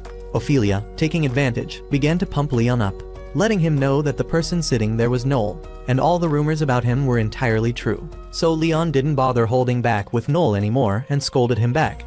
Not respecting teammates, his mouth always looking down on others. Noel wasn't worthy of being a seeker, and if Noel continued to act like this, there would inevitably come a day when he would face retribution. Noel immediately retorted, "What about Leon?" Listening to outsiders pump him up, always thinking he was right and the center of everything. He would also face consequences one day. Noel's verbal sparring was far superior, making Leon angrily leave immediately. At this point, Koga felt that Noel had been a bit too harsh with them. So Noel revealed his plan to Koga and Alma. After hearing it, they shouted out loud at how dirty Noel was playing. Noel didn't think so. In this seeker world, there are hunters and the hunted, but the strong don't always have the right to hunt. Noel flashed an evil smile. He would target Leon's team, using him as a stepping stone to reach the top. Meanwhile, Harold was receiving Marion. Sitting in his room, Marion had her legs crossed, prompting Harold to remind her. Then they discussed who would command the operation against the valiant monster. Marion nominated Rio, while Harold nominated Noel. As soon as she heard this, Marion burst into laughter. Clearly, he had rejected the boys' clan establishment application. And now what was he nominating him for? So Marion and Harold, grandfather and granddaughter, had a bet with each other. If Marion won, Harold would surrender the position of family head to her. If he won, Marion would have to learn the proper etiquette of a woman. Kaim, a member of Leon's group, was wandering on a night road in the imperial capital. As he walked, he recalled his childhood days with Leon. Even then, Leon was a righteous person. Although he had a combat profession, Leon never wanted to use violence against violence. Seeing Leon's pure eyes, Kaim immediately invited him to become a seeker. They couldn't always hide in this poor village. They had to become strong seekers, drive away monsters, help people, and live a truly righteous life. With his powerful profession, when they grew up, Kaim and Leon established a team and quickly achieved desirable accomplishment. The original name of the team was Twilight, agreed upon by all 4 members of the team. But somehow, over time, people began to call their team Celestial Wings, after Leon's skill. The fact that people remembered Leon this way made Kaim affirm that Leon would definitely achieve something truly great. Returning to the present, Kaim and Leon were sitting in a tavern. The fact that Leon had suddenly become angry earlier made him feel that this was the first time he couldn't control his emotions like that. Kaim immediately patted Leon's shoulder to encourage him, then held out a letter. This was a letter from the Seeker Association reminding teams with real strength to quickly establish clans. Regarding this letter, Leon and all members of the team had received it. They had been delaying the establishment of a clan for a long time, so it was time to decide to take another step forward. Of course, all teammates would follow Leon's wishes. The very next morning, Kaim and Leon went to see Harold to request establishing a guild. Harold immediately refused and told them about the Valiant event coming in a year. As for the letter they had received, he hadn't sent it. This made Kaim very upset. Who would play such a prank on them? The interview had ended. Harold sent Kaim and Leon away, but Leon didn't want to give up so easily. He bowed his head, begging the man to give them a chance. Harold sighed deeply and accepted the proposal. He wanted to assign Leon's team a mission. They would have to eliminate a level 8 monster as designated by the association. Kaim patted Leon's shoulder, agreeing immediately. Even though this monster was above their level, sooner or later, if they wanted to advance, they would have to confront it anyway. Participating in this test wasn't just Leon's team alone. There was another team that had been rejected from establishing a clan a few days ago, and its leader had begged just like Leon was doing now. So the association had decided to organize this test. Whichever team eliminated the monster would be allowed to establish a clan immediately. With those words, Harold called Noel to enter. Noel just smiled, greeting Kaim and Leon, while Leon's eyes widened in surprise as he looked at him. The monster in their extermination mission this time was called Dantalion. Harold asked everyone once more if they knew what kind of monster it was. Noel understood this monster very well. It had the ability to read human minds through a third eye. Its appearance resembled a monkey, with a deceitful and cruel nature. In the past, many seekers who failed to exterminate it were tortured to death by it. After explaining this much, it should be enough. Noel wanted to confirm a few mandatory conditions for the test. In front of Harold, he recounted the incident a few days ago, when he was almost assaulted by a member of Ophelia's group. So Noel wanted to ask Harold to add a condition. It was forbidden to obstruct other teams before the test. And when the test began, they must have all their members. This condition wasn't too much, so Harold agreed immediately. However, since this was a special case where the Imperial capital made an exception for 2 teams, if either side failed, they would face a punishment. They would have to disband their team immediately.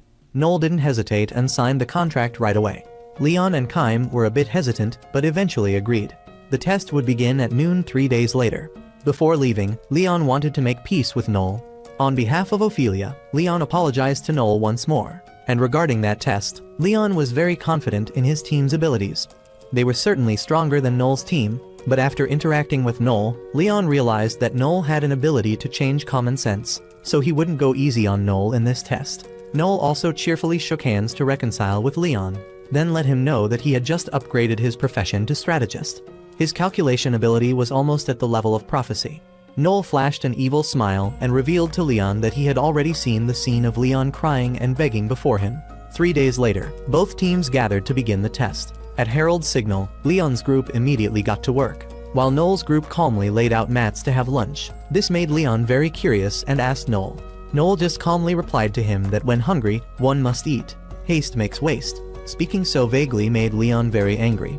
Kaim stopped Leon, gently reminding him that from the moment they had to participate in a test with a team like Noel's, their reputation had already hit rock bottom, so they must win this test. They couldn't let Noel remain smug like this. Afterward, Leon's entire team left, regardless of what Noel wanted to do. Entering the abyss, Ophelia quickly used her skill. The enemy's vanguard had discovered their intrusion. She estimated that in just 5 minutes, they would rush here. Wolf knew this wasn't the appropriate time, but he still had to remind everyone about this matter. Yesterday, Noel had come to see him and asked him to betray Leon. As soon as he mentioned this, Ophelia chimed in. She had also received the same request from Noel. Kaim too, but of course, none of them had agreed.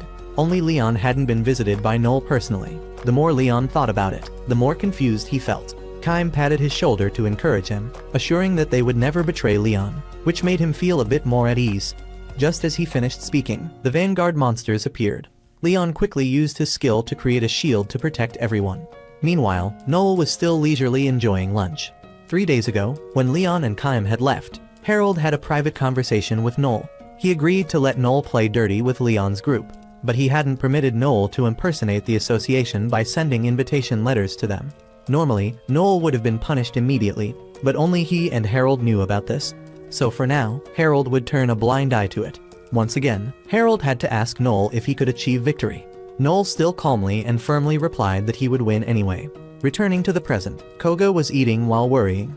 What if Leon's group won right away? Noel was certain they couldn't win that quickly. Leon's team was a powerful team, much stronger than their team, so if they wanted to win, they needed to wait. Noel had studied Leon very carefully. The magic emanating from him was much more abundant than normal people, allowing his skills to be activated as fast as his thoughts. However, it was precisely that excellence of Leon's that would one day invisibly turn him into an obstacle. Seeing that Alma and Koga still didn't quite understand, Noel didn't bother to explain further. He was just certain that they would win because the seed he had planted had already formed. Sooner or later, the other 3 members of his team would betray Leon. 3 days ago, Noel had gone to meet Kaim at a tavern. Due to the rule about not causing trouble for others that Harold had set, Kaim couldn't drive Noel away. Sitting beside Kaim drinking wine, Noel went straight to the main issue. He asked Kaim to betray Leon. The reward for this betrayal was freedom. Noel was sure Kaim had realized that Leon was born to be a seeker, unlike Kaim and the others. Chasing after Leon's talent was very difficult. Even if they won the test and established a clan, it would still be a distorted clan. Kaim could never catch up to Leon. Hearing this, Kaim burst into loud laughter and stood up to refuse. Everything Noel said was true, but as Leon's sworn brother, Kaim always wanted to support Leon with the best things. How could he betray Leon? Before Kaim was about to leave, Noel gently reminded him to think very carefully about this because if Kaim didn't do so, then Leon would be the one to betray Kaim first. Returning to the battle, it had been an hour since Leon's entire team confronted the monster Dantalion. Although they had killed all the minor creatures beside it, the situation was still one-sided.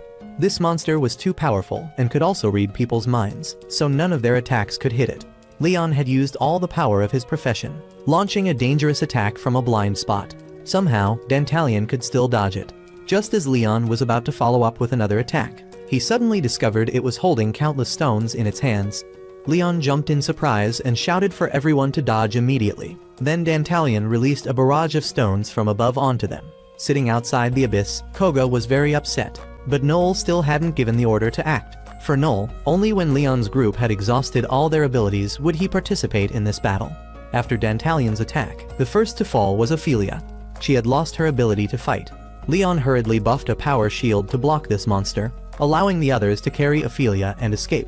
Facing Dantalion, Leon knew he had no chance of victory, but he still tried to launch a smokescreen attack to blind it, then immediately ran into the magic circle that Vlaklov had created to hide.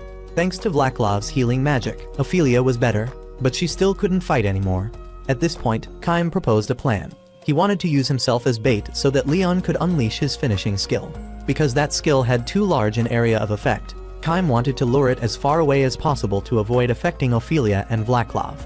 Leon thought about it again and again, but still rejected the plan. The monster Dantalion had the ability to read minds. They could hardly deceive it. Leon himself had another plan. He wanted to cooperate with Noel's group to exterminate it together, though doing so would force them to abandon the test. Perhaps they could also avoid having the entire team disbanded. Hearing these words, Kaim immediately became furious and scolded Leon. How could Leon want to cooperate with the enemy like this? It wasn't like Leon at all. Leon had no choice. As a leader, he had the responsibility to ensure everyone's safety. How could he let his teammates venture into danger? Kaim burst into tears and hugged Leon, then stabbed him with a knife, though not in a dangerous spot. Then he revealed all the distress in his heart. As Leon's sworn brother and teammate, Kaim had always tried to catch up to Leon bit by bit. He had always been ready to sacrifice himself for Leon one day, but now it was over. Kaim fell to his knees, begging for freedom. At this moment, Dantalion had jumped right outside the barrier, not because it had discovered Leon's group, but because Noel had also entered the game. Noel smiled, greeted Leon's group briefly, and then got to work. Dantalion jumped to attack Noel. Noel dodged slightly to the side, and Koga rushed out from the bushes to attack it. With just one strike, the monster felt something was wrong. It couldn't keep up with what Noel and Koga were thinking. Everything had been planned by Noel beforehand. By practicing and using the rapid communication skill, Koga could act even before he had time to think, making it impossible for the monster to react in time. While Koga was fighting it, Noel had shot a bullet straight into the monster's chest. Because it couldn't read thoughts, it couldn't dodge. Moreover, the monster began to feel a headache. Noel had upgraded to become a strategist. His calculation ability was much faster than what the monster could read. Furthermore, Noel was dividing into many hypothetical branches. Such a large amount of information overwhelmed the monster. Just waiting for this, Koga immediately cut off one of its arms. Noel continued to stuff more fake information into its head. Dantalion was in so much pain that it screamed and gouged out the third eye on its forehead to stop it from interfering with its fight. And Noel was just waiting for it to do that. He used his communication skill to order Alma. She received the order from outside the abyss area. Alma maximally buffed her speed and rushed straight to the monster. The monster had detected Alma and swung its arm to hit her. At this moment, Alma had activated a skill, causing Dantalion's attack to pass through her body. This was a skill Alma received after leveling up to become an assassin. Once every 24 hours, Alma would transform into a spirit, immune to all physical effects on her body. Just waiting for the monster to lose its stance, Alma stabbed it, creating a hole right in the middle of its chest. It collapsed, and at the same time, the abyss disappeared, ending the test here. At this point, Kaim crawled over to Noel. Since everything was over, Noel didn't hide anything from them anymore. All the actions of Kaim's group had been calculated by him, including impersonating and sending them invitations to establish a clan, or choosing this Dantalion monster, giving Noel's group an advantage over Kaim's group from the start. Kaim angrily grabbed Noel's collar, but he didn't flinch at all because from the beginning, they had wished for freedom.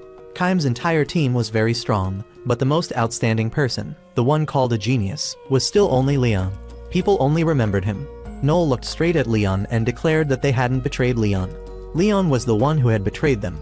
In the decisive moment, Leon was the one who didn't trust his teammates. Leon gritted his teeth, knowing he was wrong, so he couldn't refute Noel anymore. At this moment, Harold appeared and declared Noel's team as the winner, allowed to establish a clan immediately. As for Leon's side, according to the agreement, they would have to disband their team right away. News about the Celestial Wings Knights disbanding spread widely throughout the Imperial capital. This made even the most veteran Seekers unable to believe it. Lysha went to the city gate to see off her sister Ophelia. She hugged Lysha tightly and lamented that she was very tired. Initially, she thought she was strong, but she never expected to fall into this mud one day. Then she reminded Lysha to cherish her teammates. Noel brought the news to the prison for Hugo to see. Hugo felt that Noel was a bit cruel, but Noel didn't see it that way. That team was already distorted. He just made them realize their mistakes. Kaim at the tavern could only drink heavily to forget his sorrow. Seeing Kaim so depressed, the tavern owner had to speak up to remind him. Kaim was still young. This fall would help him mature, and he advised Kaim to continue on the path he had chosen. Despite such advice, Kaim couldn't forgive himself. His hands trembled. These very hands had stabbed Leon. That feeling still remained, just like at that moment. Kaim burst into tears, realizing he had been wrong. In that dangerous moment, Leon had simply made the best decision to protect his teammates. Why hadn't Kaim trusted Leon and instead became angry? He was the one who had betrayed Leon. The tavern owner tried to encourage Kaim. Indeed, Kaim's actions couldn't be excused anymore, but Kaim still had something to do if he wanted to make amends to Leon. Help Leon achieve freedom. Kaim still didn't quite understand. The team had disbanded. Hadn't Leon already gained freedom? So the tavern owner had to enlighten Kaim.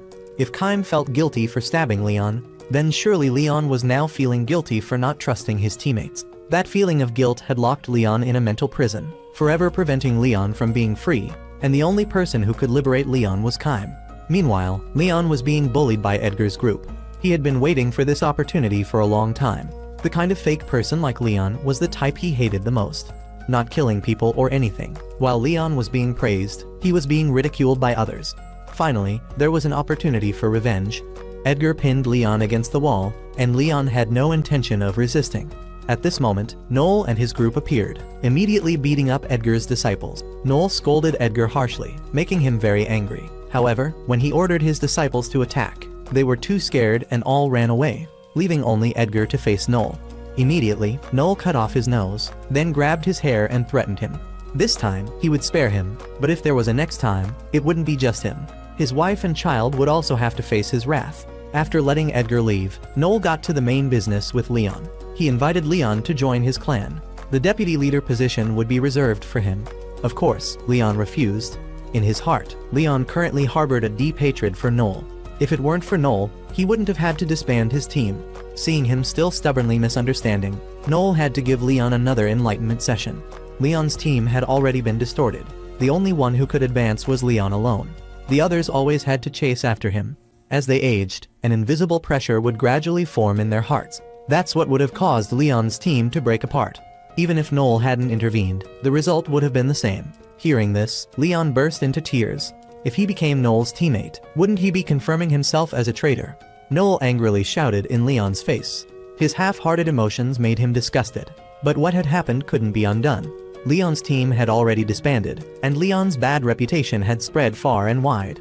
However, if Leon could continue to fight and become a seeker recorded in history, people would still remember Leon, remember the Celestial Wings Knights. Before Leon, Noel confidently declared that his goal was to become the strongest. To achieve that, Noel was ready to discard unnecessary emotions. Leon frowned and finally accepted Noel's request. He would monitor Noel throughout this journey, and if Noel had any deceitful words, death would be what Noel had to face. So Noel had recruited Leon into his team. Marion, sitting in the room, was a bit uncomfortable with Noel, as his methods were too cruel, and for Noel to be able to do that, Harold had been too kind to him. Harold himself felt the same way, but he promised Marion that from now on, this wouldn't happen again. Noel's recruitment of Leon into his team had helped his clan take a strong step forward. But everything was just beginning. Whether Noel's clan could survive or not depended on this next test. Harold had assigned Noel's clan a mission to exterminate a level 9 monster at Crystal Gorge, the Dragon King ruler of Death's spirits, Garm. On the street, when people saw Leon walking with Noel's group, they began to badmouth him as a traitor. Noel just gently reminded Leon not to mind those words. Being considered a traitor was better than being nameless. At this moment, Kaim appeared, cursing Noel, blaming him for causing his team to disband. Leon stepped up to stop Kaim. Now he was Noel's person. If Kaim still wanted to touch Noel, he would defeat Kaim first. The two rushed to attack each other, and obviously, Leon won. Kaim lay on the ground, bursting into tears. So this was Leon's answer. He would no longer hinder Leon, just wishing him success on the path he had chosen. That evening, Noel led everyone to the clan house. He had spent up to 20 million dong to buy it. A house too large but cheap must have a reason. Leon immediately recognized that this house had previously been an execution ground. Noel also explained that because it was an execution ground, there were some unclean things inside, but it didn't matter. Noel pulled out a skill book. This was a book teaching how to purify death spirits. Any spirit that dared to touch his people, he would send it on its way immediately. Then Noel gave each person a snake-shaped necklace. This would be the symbol of their guild, and the name of the clan would be Blue Wing Snake. The next test for the team began. Facing the level 9 monster Garm, it could summon countless undead to attack everyone. Noel and the team tried to resist it, but they could only kill its subordinate. By the time they encountered Garm, they were completely exhausted. They all had to run into a cave to hide. At this point, everyone had lost their ability to fight. Leon's hand was still holding his sword but trembling incessantly. Very quickly, Garm had caught up to them. It was preparing to attack them when Noel suddenly spoke up to stop it. He wanted to make a deal with it. From his pocket, Noel pulled out a spray bottle, claiming that this spray was very beneficial for Garm. The monster still didn't quite understand what Noel meant until its body began to feel strange. It was immediately paralyzed, and then Noel revealed to it that this was a specially formulated spray made from Alma's blood. This poison would paralyze the target for a few minutes. But to ensure it worked on Garm's body, Noel had set up a plan, deliberately letting the team be at a disadvantage and running to this cave. This place had been arranged by Noel beforehand. He had sprayed all the poison in this area. Colorless and odorless, the monster had fallen into the trap. With the monster's entire body paralyzed, unable to do anything, it was time for Noel to fire a shot, sending it to the scoreboard, ending the battle. Harold appeared to confirm with Noel that this achievement would make him more famous. But for Noel, this was nothing. Once again, before Harold, he declared that he was the grandson of Overdeath, and he would become the strongest seeker recorded in history. People asked how a Talksmith like Noel could become the strongest. Very simply, Noel would be the one to lead the strongest team, reaching the pinnacle of fame.